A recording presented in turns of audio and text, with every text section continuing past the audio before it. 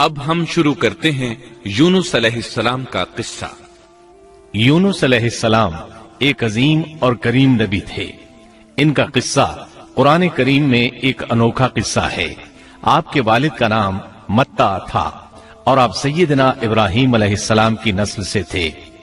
آپ کا ایک نام ذوالنون بھی ہے، یعنی مچھلی والے۔ النون کا مطلب ہے مچھلی۔ اسی طرح آپ کو صاحب الحوت بھی کہا جاتا ہے۔ اللہ تعالیٰ نے آپ کو ان سب ناموں سے پکارا ہے۔ آپ کو ایک عظیم بستی کی طرف مبعوث کیا گیا۔ اس بستی کا نام نینوا تھا۔ یہ عراق کے شمال میں واقع تھی، موصل کے بالمقابل تھی۔ ان دونوں کے درمیان دریائے دجلہ واقع تھا۔ موصل دریائے دجلہ کے کنارے واقع تھا، جبکہ اس کے بالکل سامنے نینوا کی بستی تھی۔ امام ابن کثیر رحمت اللہ علیہ نے نینوا کے بارے میں اور ان آثار و باقیات کے بارے میں لکھا ہے جو ان کے زمانے میں موجود تھیں۔ وہاں کچھ بت تھے جو اوندھے منہ گرے پڑے تھے۔ اللہ تبارک و تعالی نے یونس علیہ السلام کو نینوا کی طرف رسول بنا کر بھیجا۔ سورۃ الصافات آیت 139 میں ہے، اور بے شک یونس رسولوں میں سے تھے۔ آگے اللہ آیت 147 میں فرماتے ہیں، اور ہم نے اسے 1,00,000 بلکہ اور زیادہ آدمیوں کی طرف بھیجا۔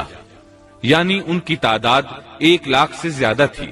رہا یہ سوال کہ لاکھ سے کتنے زیادہ تھے، اکثر علماء کرام نے وضاحت کی ہے کہ وہ 1,00,000 سے قریباً 20,000 زیادہ تھے۔ اس طرح بستی والوں کی تعداد 1,20,000 تھی، اور یہ سب کے سب کفر پر تھے۔ یونس علیہ السلام انہیں سال ہر سال دعوت دیتے رہے، لیکن وہ اپنے کفر ہی پر ڈٹے رہے۔ پھر انہوں نے سیدنا یونس علیہ السلام پر ظلم و جبر شروع کر دیا، انہیں دھمکیاں دی، مصائب و آلام سے دوچار کیا۔ مطلب یہ کہ جس طرح دوسرے انبیاء کرام کے ساتھ کیا گیا، ان کے ساتھ بھی وہی سلوک ہوا۔ آخر آپ نے اپنی قوم کو اللہ کے عذاب سے آگاہ کرتے ہوئے اعلان فرما دیا کہ فلاں دن تم پر عذاب آ جائے گا۔ پھر خود غصے کی حالت میں اس بستی سے نکل گئے، جبکہ اللہ تعالیٰ نے انہیں متعین دن کی مہلت دینے کی اجازت تو دی تھی، لیکن اس بستی سے نکل جانے کا حکم نہیں دیا تھا۔ جب آپ نے انہیں یہ مہلت سنائی تو خود غصے کی حالت میں بستی سے نکل گئے۔ سورہ انبیاء آیت 87 میں اللہ تعالیٰ فرماتے ہیں، مچھلی والے کو یاد کرو جبکہ وہ غصے سے چل دیا اور خیال کیا کہ ہم اسے نہ پکڑ سکیں گے۔ اس آیت کی تفسیر میں امام رازی رحمہ اللہ لکھتے ہیں، جس نے یہ گمان کیا کہ اللہ تعالیٰ اسے پکڑنے کی قدرت نہیں رکھتا، وہ آدمی کافر ہے۔ سیدنا امیر معاویہ رضی اللہ عنہ سے روایت ہے، انہوں نے سیدنا ابن عباس رضی اللہ عنہما سے کہا، آج رات قرآن کریم کی چند آیات کے معانی میں میں الجھ کر رہ گیا ہوں، مجھے کوئی راستہ سجھائی نہیں دے رہا کہ اس الجھن سے کس طرح نکلوں۔ مجھے بس آپ ایسے نظر آتے ہیں جو ان آیات کا مطلب بتا سکتے ہیں، کم از کم میں ان آیات کی تفسیر اور تعبیر نہیں سمجھ سکا۔ ابن عباس رضی اللہ عنہما نے پوچھا، وہ کون سی آیات ہیں؟ سیدنا امیر معاویہ رضی اللہ عنہ کہنے لگے، یونس علیہ السلام کا یہ خیال کرنا کہ اللہ تعالیٰ ان پر قدرت نہیں رکھتے۔ یہ سن کر سیدنا ابن عباس رضی اللہ عنہما نے فرمایا، اس سے مراد یہ نہیں، یہ لفظ قدر یہاں تنگی کے معنی میں آیا ہے، قدرت اور طاقت رکھنے کے معنی میں نہیں۔ اللہ تعالیٰ نے قدر بمعنی تنگی اور قدر بمعنی قدرت دونوں کا استعمال کیا ہے۔ تنگی کے معنی کی مثال سورۃ الطلاق آیت نمبر 7 میں ہے، اور جس پر اس کے رزق کی تنگی کی گئی ہو، اسے چاہیے کہ جو کچھ اللہ تعالیٰ نے اسے دے رکھا ہے اسی میں سے اپنی حیثیت کے مطابق دے۔ تو اس آیت میں بھی یہی معنی مراد ہے کہ انہوں نے گمان کر لیا ہم ان پر تنگی نہیں کریں گے، یعنی ان کا خیال یہ تھا کہ اگرچہ وہ اللہ تعالیٰ کی اجازت کے بغیر نکل کھڑے ہوئے ہیں، پھر بھی اللہ ان پر تنگی نہیں کریں گے، کیونکہ وہ اللہ کے ایک معزز نبی اور رسول ہیں، اور ان کی قوم کے لوگ اللہ کی گرفت اور اس کے عذاب کے مستحق ہیں۔ انہی پر اللہ کا عذاب نازل ہونے والا ہے۔ اس عذاب کی خبر انہیں پہلے ہی سنا دی گئی ہے اور مہلت دے دی گئی ہے، مگر وہ خود اگرچہ اللہ کی اجازت کے بغیر ہی چلے آئے ہیں، پھر بھی انہیں سرزنش نہیں کی جائے گی اور وہ کسی گرفت میں نہیں آئیں گے۔ اللہ تعالیٰ ان کے لیے کوئی تنگی نہیں فرمائیں گے۔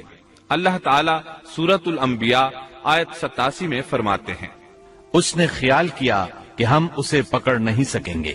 مطلب یہ کہ ہم انہیں کوئی سزا نہیں کریں گے اور ان پر کسی طرح کی تنگی نہیں کریں گے، اور وہ سمندر کی طرف چل دیے۔ انہی دنوں میں عذاب الہی کی کچھ علامات نینوا بستی پر ظاہر ہونا شروع ہو گئیں۔ ایک بہت بڑا سیاہ بادل ان کی طرف بڑھنے لگا۔ اس بادل میں آگ کے شعلے دکھائی دینے لگے۔ ان لوگوں نے یہ بادل ان متعین دنوں میں سے پہلے ہی دن دیکھ لیا۔ اس کو دیکھتے ہی وہ سمجھ گئے کہ جس طرح سیدنا یونس علیہ السلام نے انہیں آگاہ کیا تھا، یہ عذاب ان پر نازل ہو کر رہے گا، اور جو عذاب سیدنا لوط علیہ السلام کی قوم پر آیا تھا وہ اس کے بارے میں بھی اچھی طرح جانتے تھے۔ وہ بستی ان کی بستی کے قریب ہی تھی، اس لیے وہ ڈر گئے۔ ان کے سردار جمع ہوئے اور کہنے لگے، جیسے تم سے پہلے لوگوں پر عذاب اترا کرتے تھے، تم پر بھی یہ نازل ہو کر رہے گا، جلدی کرو، سب جمع ہو جاؤ۔ چنانچہ انہوں نے اس بات پر اتفاق کر لیا کہ سیدنا یونس علیہ السلام نے بالکل سچ فرمایا تھا۔ اللہ کی قسم، یہ بالکل وہی عذاب ہے، تم اللہ کے عذاب سے نجات نہیں پا سکو گے۔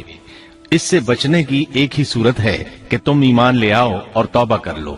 اس طرح وہ سب کے سب ایمان لے آئے، لیکن سیدنا یونس علیہ السلام وہاں موجود نہیں تھے۔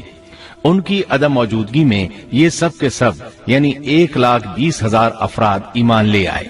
انہوں نے پیوند لگے کپڑے پہنے اور اللہ کے حضور عاجزی، انکساری اور آہوزاری شروع کر دی، رونے لگے، اللہ سے بخشش مانگنے لگے۔ پھر اسی حالت زار میں باہر کھلے میدان کی طرف نکل آئے۔ ان کے سرداروں نے سب کو الگ الگ کر دیا، یہاں تک کہ ماں اور بیٹے کو بھی جدا کر دیا۔ سب اپنی اپنی جگہ پر یعنی ماں اپنی جگہ پر اور بیٹا اپنی جگہ پر آہوزاری کرنے لگے تاکہ ان پر اللہ تعالیٰ کی رحمت نازل ہو جائے۔ یہ عذاب 3 دن تک ان کے سروں پر منڈلاتا رہا، اور یہ بھی مسلسل آہوزاری کرتے رہے، اپنی عاجزی ظاہر کرتے رہے، معافیاں مانگتے رہے۔ آخر کار اللہ تعالیٰ نے ان پر رحم و کرم فرما دیا اور عذاب کو ان سے پھیر دیا۔ اللہ تعالیٰ سورہ یونس آیت 98 میں فرماتے ہیں، چنانچہ کوئی بستی ایمان نہ لائی کہ ایمان لانا اس کے لیے فائدہ مند ہوتا سوائے یونس کی قوم کے۔ مطلب یہ کہ سابقہ امتوں میں سے کسی کے بارے میں یہ سننے میں نہیں آیا کہ پوری قوم ایمان لے آئی ہو۔ تمام بستیوں میں ایک بھی بستی ایسی نہیں تھی، بس ایک یونس علیہ السلام کی قوم ایمان لے آئی۔ اللہ تعالیٰ سورہ یونس آیت 98 میں فرماتے ہیں، جب وہ ایمان لے آئے تو ہم نے رسوائی کے عذاب کو دنیاوی زندگی میں ان پر سے ٹال دیا اور ان کو ایک وقت تک کے لیے زندگی سے فائدہ اٹھانے کا موقع دیا۔ مطلب یہ کہ ہم نے انہیں دنیاوی زندگی کا لطف اٹھانے کا موقع دیا۔ اب اس قوم پر قیامت کے دن تک عذاب نہیں اترے گا۔ علامہ ابن کثیر رحمت اللہ علیہ فرماتے ہیں، اس آیت کریمہ کا مفہوم یہ ہے کہ کسی بستی کے تمام باشندے کسی نبی پر کبھی ایمان نہیں لائے، یا تو سب نے کفر کیا یا پھر اکثر نے کفر کیا۔ لیکن یونس علیہ السلام کی قوم واحد ایسی قوم ہے جو تمام کی تمام عذاب الہی کے آثار دیکھ کر ایمان لے آئی۔ سابقہ ادوار میں جتنی بھی بستیاں گزری ان میں اہل ایمان کے ساتھ یا تو کفار رہے ہیں یا ان میں منافقین بھی رہے ہیں۔ سوائے یونس علیہ السلام کی قوم کے وہ سب کے سب کافر تھے، پھر سب کے سب ایمان لے آئے۔ یہ اللہ تعالیٰ کے عجائبات میں سے ہے اور اس کی قدرت اور رحمت کی نشانیوں میں سے ہے۔ اب دوسری طرف کی سنیے، یونس علیہ السلام کو کچھ معلوم نہیں تھا کہ ان کی قوم کے ساتھ کیا ہوا۔ آپ تو غصے کی حالت میں بستی سے نکل کر سمندر کی طرف چلے آئے تھے۔ آپ ایک کشتی کی طرف آئے، اس میں سواریاں اور ساز و سامان لدا ہوا تھا۔ اللہ تعالیٰ سورۃ الصافات آیت 140 میں فرماتے ہیں، جب وہ بھاگ کر بھری کشتی پر پہنچے، کشتی روانہ ہوئی، موجیں اٹھی، سمندر میں طغیانی آئی، یوں لگتا تھا کہ بس ابھی غرق ہوئے۔ کہنے لگے، بوجھ ہلکا کرو، اپنا ساز و سامان سمندر میں پھینک دو۔ چنانچہ انہوں نے اپنا اپنا ساز و سامان سمندر میں پھینک دیا۔ اس طرح کشتی کچھ ہلکی ہو گئی، لیکن ضرورت کے مطابق ہلکی نہ ہو سکی۔ اب وہ کہنے لگے، کسی کو سمندر میں گرانا ضروری ہے تاکہ کشتی مزید ہلکی ہو جائے، ورنہ یہ ڈوب جائے گی۔ جلدی کرو، قرعہ ڈالو۔ جس کے نام کا قرا نکلتا جائے اسے سمندر میں گراتے جاؤ اور بار بار یہ عمل دہراتے جاؤ یہاں تک کہ کشتی ہلکی ہو جائے۔ چنانچہ قرا ڈالا گیا، سب سے پہلے یونس علیہ السلام کا نام نکلا۔ سب کہنے لگے نہیں، یہ تو ایسے نہیں ہیں، ان کے چہرے پر تو سجدوں کے نشانات ہیں، انہیں رہنے دو، پھر قرا ڈالو۔ چنانچہ پھر قرا ڈالا گیا، پھر انہی کا نام نکلا۔ سب نے تعجب کیا۔ تیسری مرتبہ پھر قرا ڈالا گیا، اس بار پھر یونس علیہ السلام ہی کا نام نکلا۔ اللہ تعالیٰ سورۃ الصافات آیت 141 میں فرماتے ہیں، پھر قرآن اندازی ہوئی تو یہ مغلوب ہو گئے۔ ہر بار انہی کا نام نکلا۔ آخر کار ان لوگوں نے انہیں پکڑ کر سمندر میں گرا دیا۔ تو پھر انہیں مچھلی نے نگل لیا۔ حوت بڑی مچھلی کو کہتے ہیں۔ اللہ تعالیٰ نے حوت کو القاء فرمایا، انہیں کھانا نہیں، نہ ان کے جسم کو کوئی گزند پہنچے۔ یہ اس مچھلی کو اللہ تعالیٰ کے احکامات تھے۔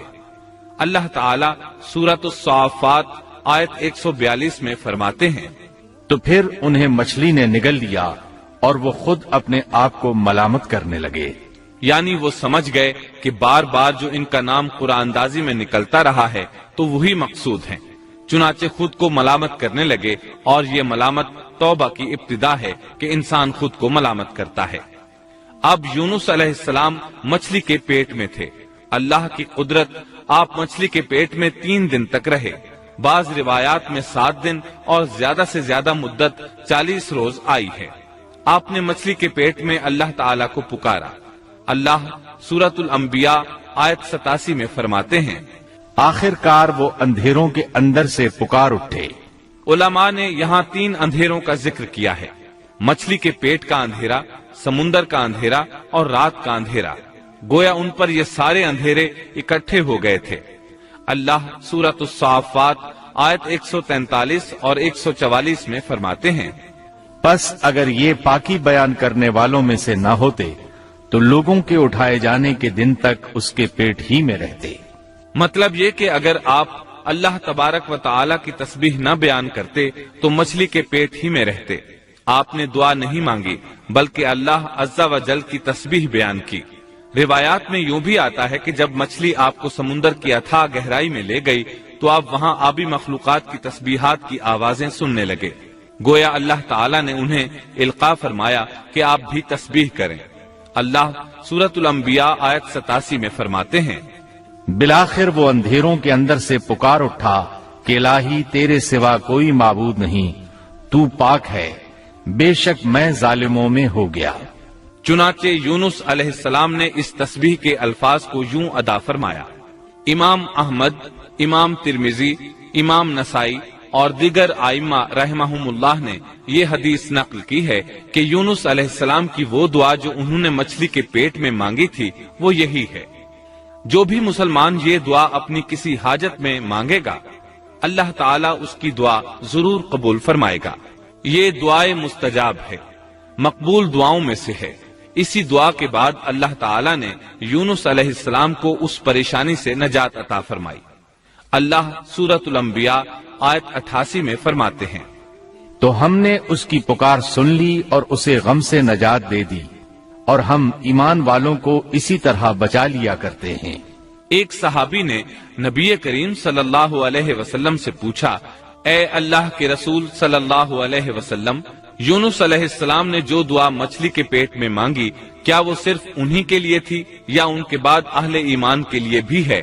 تو آپ نے فرمایا، یہ دعا یونس علیہ السلام کے لیے خاص تھی اور سب اہل ایمان کے لیے عام ہے۔ کیا تم نے اللہ تعالیٰ کا یہ فرمان نہیں سنا؟ اور ہم ایمان والوں کو اسی طرح بچا لیا کرتے ہیں۔ جو بھی اس دعا کو پڑھے گا اللہ اسے رنج و غم سے نجات دیں گے۔ ایک قول کے مطابق تقریباً 40 روز آپ کی شب و روز یہی دعا رہی۔ اس مدت کے ختم ہونے پر اللہ تعالیٰ نے آپ کی دعا کو قبولیت بخشی۔ مچھلی ساحل پر پہنچی، انہیں کنارے پر ڈالا اور واپس چلی گئی۔ اس بات کو اللہ تعالیٰ نے سورۃ الصافات آیت 145 میں یوں بیان فرمایا ہے، بس اسے ہم نے چٹیل میدان میں ڈال دیا اور وہ اس وقت بیمار تھے۔ آپ وہاں اسی طرح لیٹے رہے۔ پھر اللہ کی قدرت سے آپ کے قریب ایک بیلدار درخت اگا جیسا کہ سورۃ الصافات آیت 146 میں ہے۔ اور اس پر سایہ کرنے والا ایک بیلدار درخت ہم نے اگا دیا۔ اس کدو کے درخت کے متعلق مورخین کا کہنا ہے کہ اللہ تعالیٰ نے اس درخت کا انتخاب اس لیے فرمایا تھا کہ اس درخت کے پتے چوڑے ہوتے ہیں، ان کے سائے میں انہیں ڈھانپ دیا گیا تاکہ ہوا سے اذیت نہ پہنچے، اس لیے کہ ان کے جسم سے جلد اتر گئی تھی۔ پھر اس درخت سے خوشکن خوشبو بھی آتی تھی، اس خوشبو نے انہیں فرحت بخشی۔ پھر کدو کی خوشبو میں ایک خصوصیت یہ تھی کہ حشرات الارض کو دور رکھتی ہے۔ اللہ تعالیٰ نے انہی خصوصیات کی وجہ سے اس بیلدار درخت کا انتخاب فرمایا تھا تاکہ آپ ہر طرح کی تکلیف سے محفوظ رہیں۔ یہ ہے اللہ کی قدرت، سبحان اللہ۔ اسی طرح مفسرین یہ بھی کہتے ہیں کہ اللہ تعالیٰ نے ان کے پاس ایک پہاڑی بکری بھیج دی، وہ آپ کے قریب آتی اور آپ کے سر کے اوپر اپنی ٹانگیں پھیلائے کھڑی ہو جاتی، اس طرح اس کے تھن آپ کے منہ میں چلے آتے اور آپ ان سے خواہش کے مطابق دودھ پیتے۔ یہ تھا آپ کا کھانا اور پینا۔ رفتہ رفتہ آپ کی حالت بہتر ہو گئی، توانا اور تندرست ہو گئے، پھر آپ اٹھنے کے قابل ہو گئے، اور یہ سب اللہ تعالیٰ کی مہربانی سے ہوا۔ جب آپ کی صحت لوٹ آئی تو اللہ تعالیٰ نے آپ کو پھر آپ کی قوم کی طرف بھیجا، جیسا کہ سورۃ الصافات آیت 148 میں ہے۔ اور ہم نے اسے 1,00,000 بلکہ اور زیادہ آدمیوں کی طرف بھیجا، پس وہ ایمان لے آئے اور ہم نے انہیں ایک زمانے تک عیش و عشرت دی۔ وہ سب کے سب آپ پر ایمان لے آئے تھے۔ اللہ تعالیٰ نے اس قصے کے ذریعے نبی کریم صلی اللہ علیہ وسلم کو اشارہ فرمایا ہے کہ دعوت دیتے ہوئے اکتانا نہیں۔ اللہ سورۃ القلم آیت 48 میں فرماتے ہیں، اور مچھلی والے کی طرح نہ ہو جائیے۔ ان لوگوں کو دعوت حق دیتے رہیے، دیکھیے وہ سال ہر سال دعوت دیتے رہے لیکن اکتائے نہیں، ان سے مایوس نہیں ہوئے۔ ان کی پوری بستی میں سے ایک بھی ان پر ایمان نہیں لایا تھا، لیکن جب ان سے مایوس ہو گئے تو انہیں اللہ کے عذاب سے آگاہ کر دیا اور منہ پھیر کر چل دیے تو وہ سب کے سب ایمان لے آئے۔ اللہ تعالی سورۃ القصص آیت 56 میں فرماتے ہیں، آپ جسے چاہیں ہدایت نہیں دے سکتے، بلکہ اللہ تعالیٰ ہی جسے چاہتا ہے ہدایت دیتا ہے۔ اس قصے میں بہت بڑا سبق ہے کہ کسی بھی حالت میں اللہ کی رحمت سے مایوس نہیں ہونا چاہیے اور نہ ہدایت کے معاملے میں اپنی ذات پر بھروسہ کرنا چاہیے۔ ہدایت تو بس صرف اللہ تعالیٰ ہی کی طرف سے ہے، آپ کے ذمے تو پیغام حق پہنچا دینا ہے۔ اللہ سبحانہ و تعالیٰ کے ذمے ہدایت سے نوازنا ہے۔ اللہ تعالیٰ نے انہیں پاک صاف بنا دیا، انہیں چن لیا۔ اللہ خود ہی سورۃ القلم آیت 50 میں وضاحت فرماتے ہیں، اسے اس کے رب نے پھر نوازا اور اسے نیک لوگوں میں کر دیا۔ امام مسلم نے ایک حدیث روایت کی ہے کہ نبی کریم صلی اللہ علیہ وسلم نے فرمایا، تم میں سے کوئی شخص ہرگز یہ نہ کہے کہ میں یعنی محمد یونس بن متا سے بہتر ہوں، یعنی یوں نہ کہے کہ میں سیدنا یونس علیہ السلام سے افضل ہوں، وہ اس طرح کہ وہ تو اپنی قوم کے ایمان لانے سے مایوس ہو گئے تھے اور میں مایوس نہیں ہوں۔ اس طرح بالکل نہ کہے، کیونکہ بالآخر اللہ تعالیٰ نے آپ کو چن لیا اور برگزیدہ بنا لیا اور صالحین میں داخل کر لیا۔ اس واقعے میں نبی کریم صلی اللہ علیہ وسلم کو جو ہدایت دی گئی ہے اس کا ذکر سورۃ القلم آیت 41 میں آتا ہے، پس تو اپنے رب کے حکم کا صبر سے انتظار کر اور مچھلی والے کی طرح نہ ہو جا۔ مطلب یہ کہ یونس علیہ السلام کی مانند نہ ہو جائیے جو اپنی قوم کے ایمان لانے سے مایوس ہو گئے تھے۔ یقیناً دین کی دعوت اور حق کے پرچار میں یہ بہت عظیم سبق ہے کہ دائی اللہ کو کبھی مایوس نہیں ہونا چاہیے۔ یونس علیہ السلام کا قصہ ختم ہوا